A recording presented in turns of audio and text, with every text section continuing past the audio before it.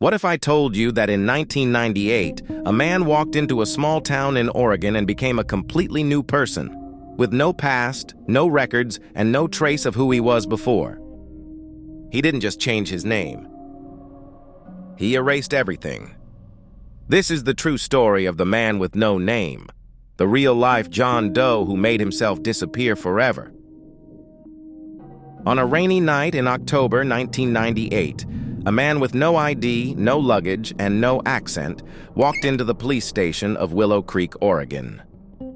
He told them he had been in a car accident and lost his memory.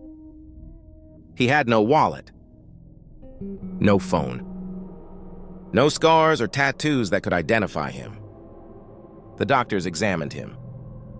No head trauma, no signs of memory loss from injury. He was perfectly healthy. But he had no past. No fingerprints on file. No missing person reports matching his description. He was a ghost.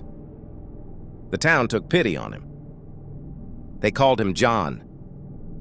He got a job at the local hardware store. He rented a small cabin on the edge of the woods. He kept to himself. But strange things started happening. People who got too close to John started disappearing. First, the waitress who asked him where he was from. Then the librarian who helped him research old newspapers. Then the doctor who tried to run more tests on his memory. Each time, the person would vanish without a trace. The police found nothing. No bodies. No clues. John always had an alibi. The more the town investigated John, the more terrifying the truth became. His fingerprints didn't match any database in the world. His dental records didn't exist. His DNA showed markers that scientists had never seen before. One forensic expert who examined a coffee cup John used said the results were biologically impossible. John wasn't just hiding his identity. He had removed it. Completely. As if he had never existed before that rainy night in 1998. On the 5th anniversary of his arrival, John invited the town sheriff to his cabin for dinner. When the sheriff arrived, John was sitting at the table with a smile that didn't reach his eyes. He said, "I needed a new life. The old one was occupied." Then he showed the sheriff something in the basement.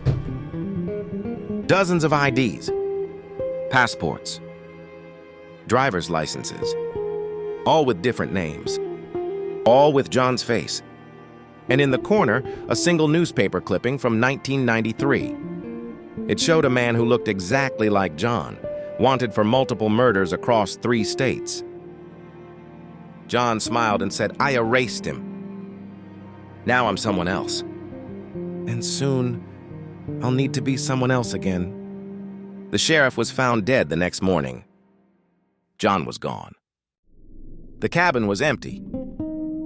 But sometimes people in small towns across America report a quiet, polite man who moves in, and then people start disappearing. And no one can ever find out who he really is. The end. Drop your thoughts below.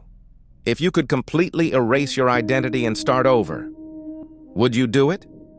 Subscribe to Random Vibe Spark for more terrifying original horror stories, wild mysteries, and reality-bending nightmares.